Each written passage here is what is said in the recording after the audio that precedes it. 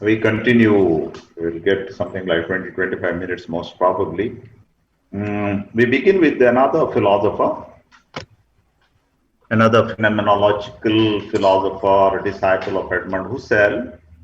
I have already sent you the notes, you got it, I guess.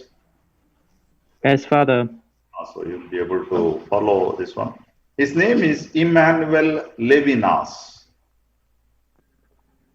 Emmanuel, Emmanuel Levinas, Levinas, Emmanuel Levinas.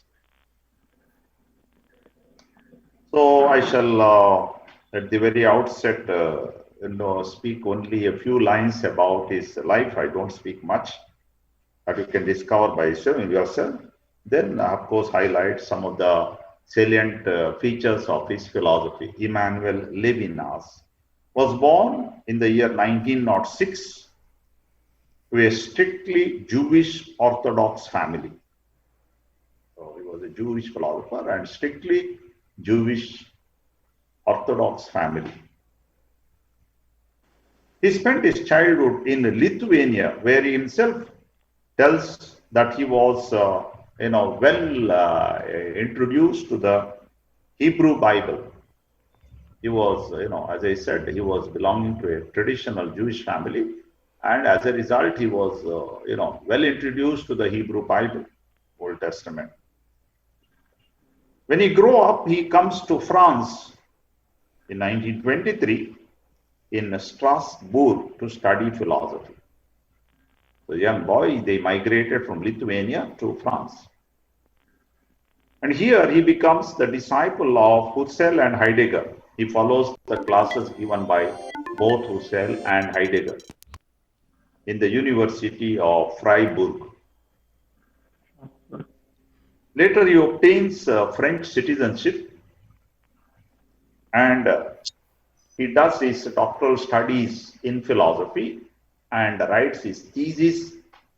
The title of his thesis was The Theory of Intuition, the Theory of Intuition in the Phenomenology of Husserl. The Theory of Intuition in the Phenomenology of Husserl. So you can make out already that he is a very ardent disciple of Husserl and he knows Husserl very well. He is thorough with the phenomenology of Edmund Husserl. In fact, it was he who introduces Husserl in the French intellectual group, or he introduces Husserl to the Francophone, French-speaking people. He brings Husserl and he introduces the phenomenological method in France.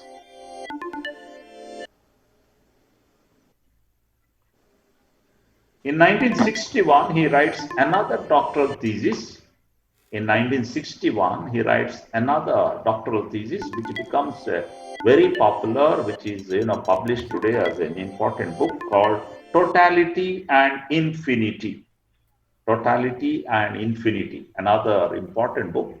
We'll make a reference to that book later in our analysis. Totality and Infinity. There are many other books.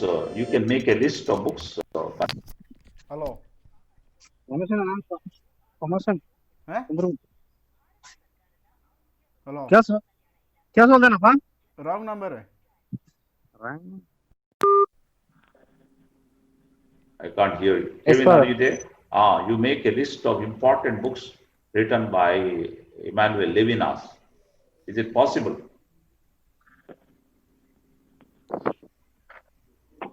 Kevin, is it possible? Yes, Father. You make and circulate, okay, in the group. Important books. You need not write all the books. Maybe 5, 6, 7. So this is the life story of, I'm not going to, as I said, analyze in detail all the important items of his life, which you can discover yourself. Hello.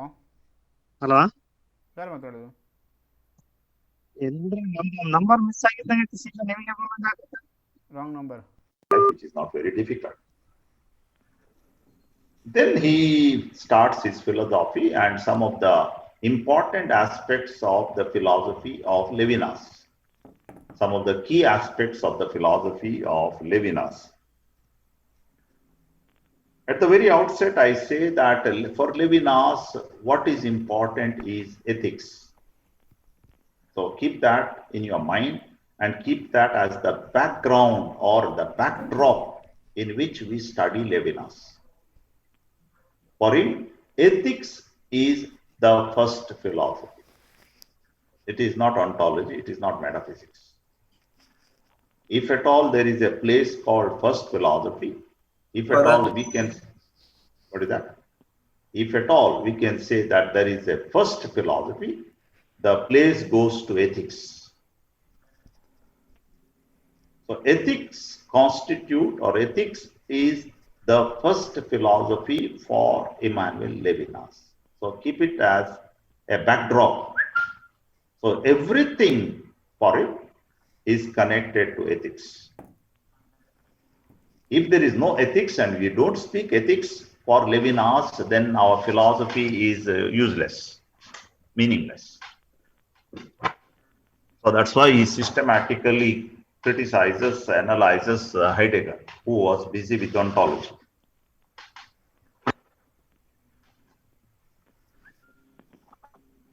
So first he says, we are in a war today. The present day war. We are in a war. Fight. Present day war. We are in a war. And what sort of war are we living in?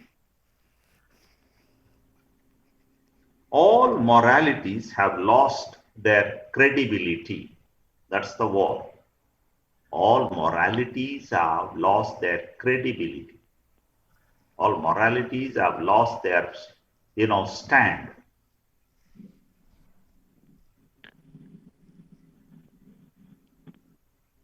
Morality is reduced to absurdity. That is the war. Morality is reduced to absurdity. Absurdity means meaninglessness. Morality is reduced to absurdity, meaninglessness.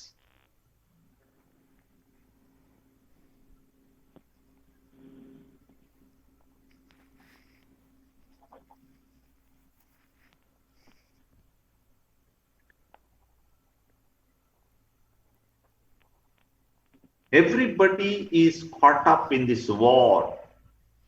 All of us are caught up in this war of absurdity of morality.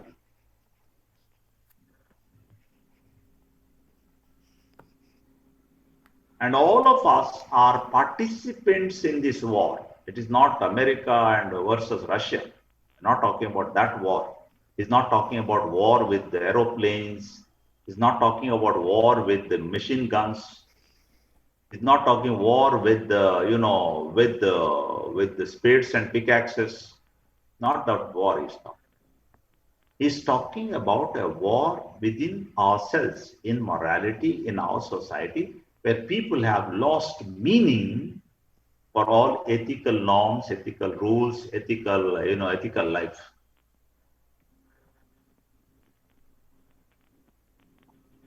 The world has become a commercial center, commercium. The world has become a commercial center. Everything is counted in terms of commercialization, business, profit, gain. As a result, human person has lost meaning.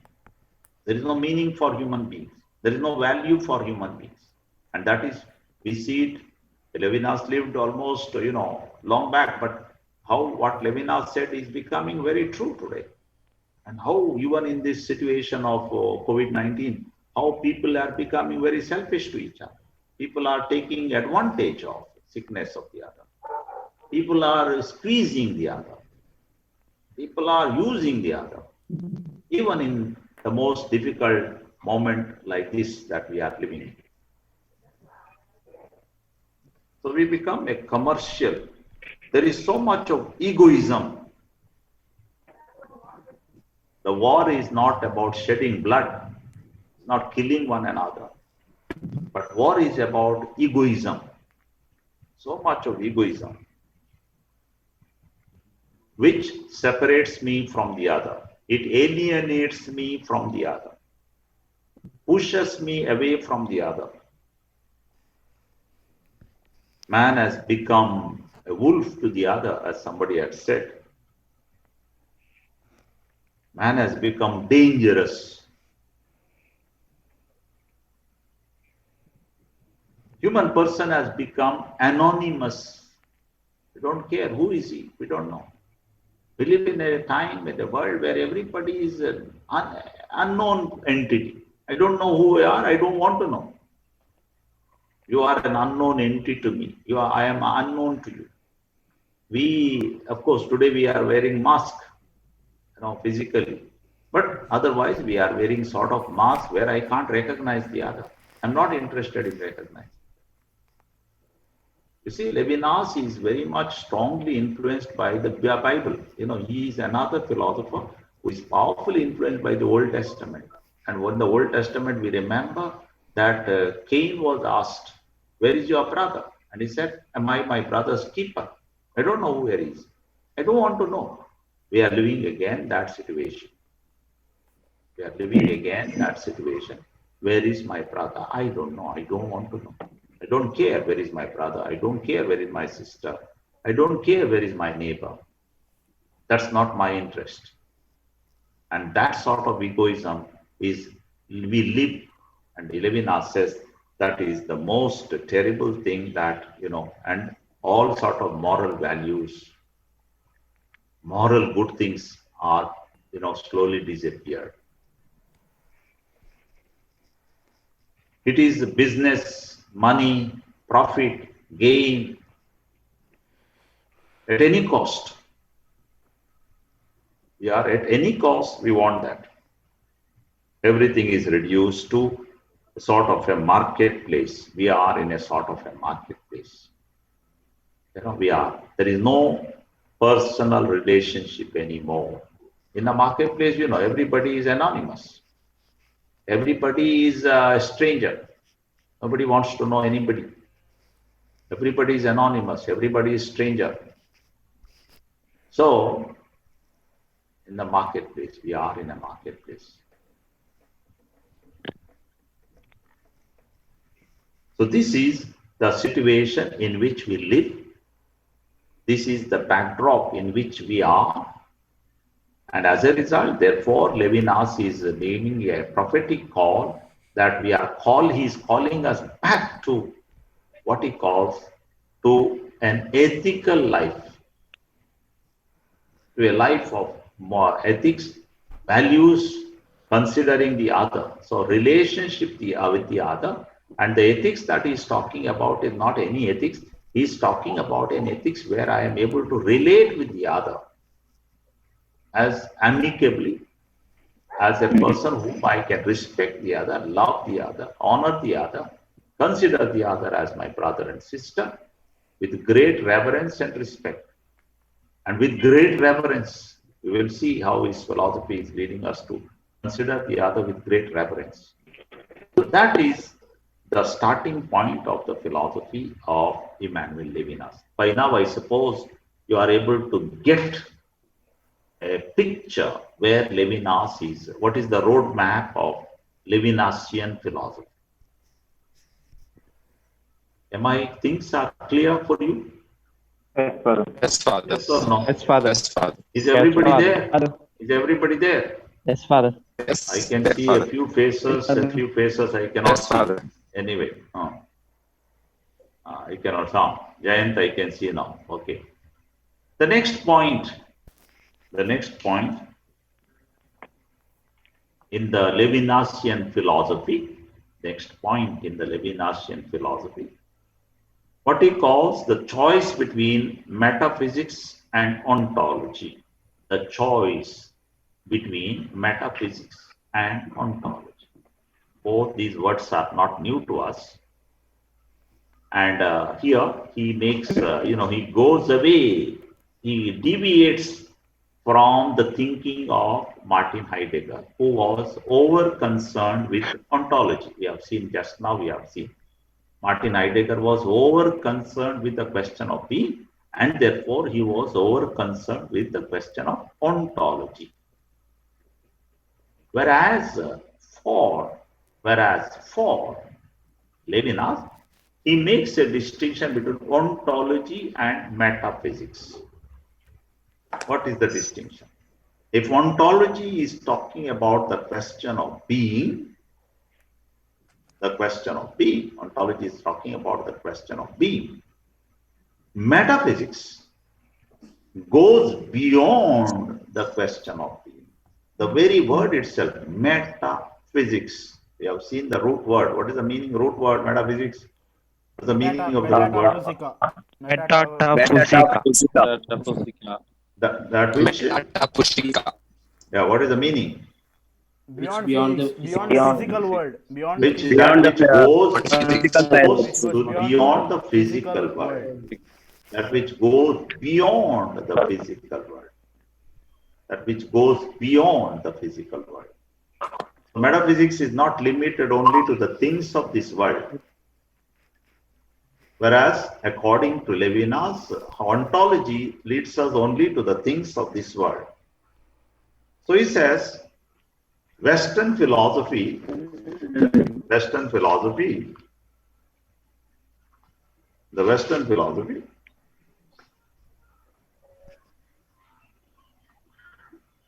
is emphasizing too much on ontology, not so much on metaphysics, too much on ontology.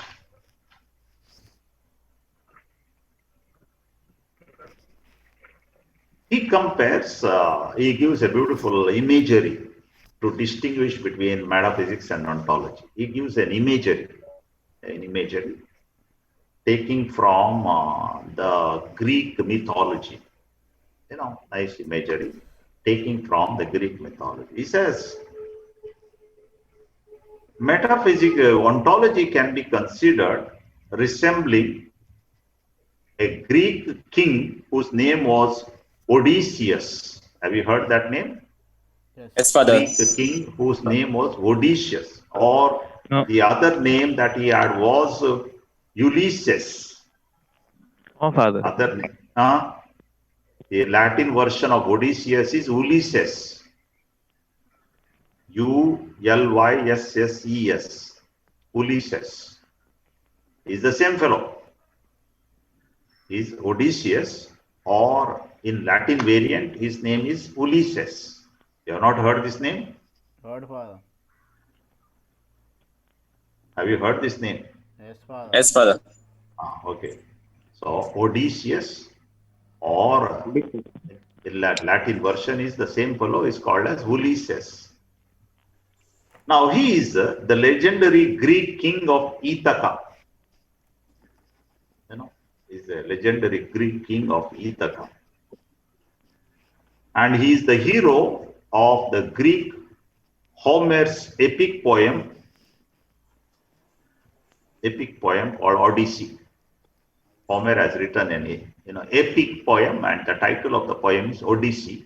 And Odysseus is the hero in this. He is the Greek king of a place called Ithaca. Now, Levinas takes this example of this Odysseus or Ulysses, and he says the important thing in Odysseus is that he travels almost for 10 years in his life, conquering people, conquering things. He has a long history of travel. And finally, what happens? Odysseus or Ulysses, finally what happens? He comes back. He comes back. Yeah, that's important. He comes back to his hometown. He goes wandering far away. Going further. He comes back. Dominic, he comes back. You have to come back. Yes, Father. Yes, you are Father. not like that. You have to come back. Yes, Father. So Odysseus went around but came back. So that is a Greek mythological figure. So he represents for Levinas ontology. Why? Because he went from a place and to the same place he is coming back. He went from a place and he's to that same place he comes back. So he comes back to his origin. So that is something like ontology for Levinas. To describe metaphysics, on the other hand, he takes up the biblical figure Abraham. You know, Abraham in the Old Testament, chapter 11 or 12, in the book of Genesis, Abraham is called by God and he says, now I will send you to a place.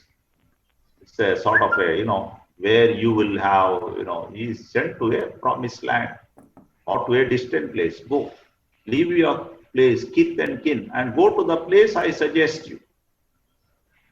And Abraham goes not knowing where he is going. Not knowing where he is going. It's an adventure. Abraham obeys God, leaves everything, and Abraham goes. And once he had gone back, he never came back. He never comes back. Abraham is all the time in the process of discovery. He is discovering. He is discovering. He is going. He is going. He is going. Two images. These are only images he has taken. Beautiful images, as I said. So if Odysseus went out, but Odysseus comes back, Abraham goes, but never comes back. What is the distinction between the two? Why is applied? In ontology, we go somewhere and we come back. We come back to the same. Whereas in metaphysics, we discover things. We discover. We move from one place to another. It is a continual journey. It's a continual, another expression could be a pilgrimage, where discoveries don't end, where journey doesn't end, where every time I find new things, where every time it is a surprise, where every time it is something unusual, where every time I am in a new world. Metaphysics is something like that. And he says that, he is this one, what is that? Levinas is opting for Abraham, means metaphysics, because life is like that. Life is like that.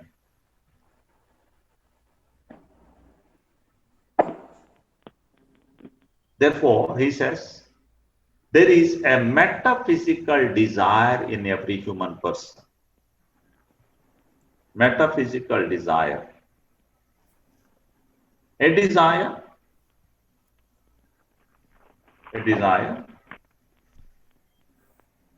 where I discover every day new things.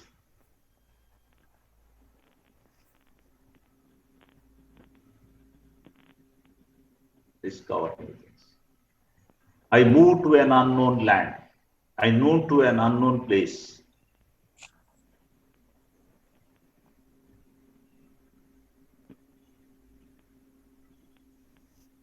We are caught up with the two things he says. Beautiful, he makes a comparison once again. To the need and to the desire. There are two things in us. One is our need, another thing is our desire. Need we can satisfy. Need we can satisfy. For example, my friend, our Karwar fellow, where is he? The son of God. He's a son of God, Karwar man. He needs to eat 5 idlis in the morning. That he gets 10 parotas in the afternoon. That he gets. Dominic. So you see, that's the need. He needs to watch cricket. Today is cricket, father. Today is cricket. RCB. So he says, thinks that if he sees this RCB, he doesn't have to eat, which is not the case. People like me, we don't watch RCB at all, but we survive very well. Yes. So you see, that is the need. Need can be fulfilled. Need is a thing which I can buy from the market, I can fulfill and so on. That is the need. Whereas a desire, something profound, something deeper. Desire cannot be fully fulfilled. He's not talking about the psychological desire. Son of God is not talking about psychological desire. Here, desire is not just psychological. My desire, I want to buy a car. That is my desire. I want to buy a bullet. That is the desire. I want to buy, I don't know, I want to go to picnic. End of this month, we were supposed to go picnic. I want to go for picnic. That's it. For Levinas, these are not desires. These are all what? These are all what? Levinas Center. These are what? They are not desires for Levinas. They are what? I already said just now. What are they? Need. They are Need. needs. Needs. All that I am talking about is needs. For him, desire is something which is deeper, which is noble, which is higher. Desire, which takes me beyond the limitations of the world. Limitations of the world. For example, my friend Dominic Savio, he desires to be like the saints, Saint Ignatius of Loyola, or he desires like Saint Teresa of Avila. He desires like Mother Teresa. You see, that is a higher desire. Or my friend Rajesh, he desires to be like this Pope Saint John Paul II. And No, great Father. missionary. Great No, missionary. Father. Never. Missionary man. Like a great missionary. My friend Sugesh. My friend Sugesh. He desires to go to mission land in Gujarat and preach the good news. See? Sugesh, are you there? No. Must have gone by now. He's there. He's there. Are you there? Okay, yeah. No, So you see, you are still there. You see, desire is not limited to a particular object. Desire is not limited to a particular thing. Desire is not limited to a particular place. Desire is much more than that. Therefore, he calls it as metaphysical desire, which is completely different than a need. And therefore, this desire, according to Levinas, what he calls the desire for the other, O-T-H-E-R, O capital, desire for the other.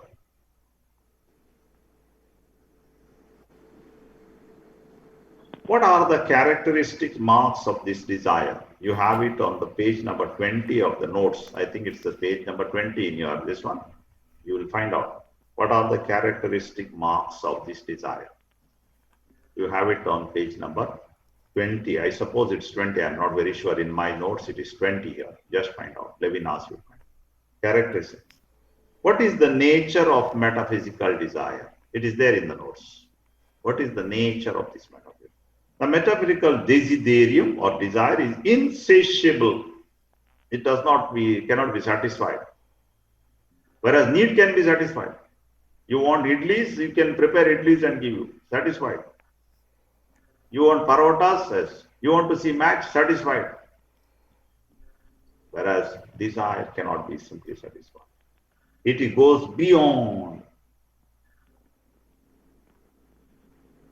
And one more thing, aspect of this desire, beautiful, Levinas is talking about, beautiful. One more aspect of this desire, which is, it cannot be, the more you go near it, it's like it goes away from you. It's very interesting. It's very interesting. Try to understand this concept. Everybody must understand it. If you are trying to go near it, it goes further. You go further, it goes further. It goes further, it goes further. In other words, the more you go near, it goes further. Therefore, your desire increases. Your desire increases. You are not able to catch it. Am I making this clear, what I am talking? Yes, Father. So, desire cannot be totally satiated. Satiated means fulfilled. You go near, it goes a little further. You go near, it goes a little further. So, your desire gets more. You want to go more. That is metaphysical desire.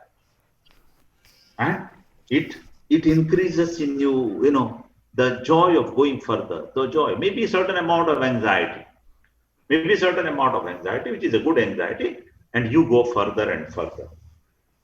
You go further and further. So you see, that desire is for the other. What is the meaning of the other? We will see. This is the desire for the other. It's a desire for what he calls, in another expression, exteriority. It is there in the notes. Exteriority. That means it is outside you. It is not within you. It is outside you. Huh? It is a desire for something outside you, not inside. Not many more minutes are there. We will come back again tomorrow. Oh, hello, not over. Oh, hello, oh. Son of God, don't stop writing. We are this one, a couple of minutes are there. So I'm just warning you if it gets cut. We are coming back tomorrow at 10:15. Tomorrow we are coming back at 10:15. 10:15. 10:15 tomorrow. So let us be very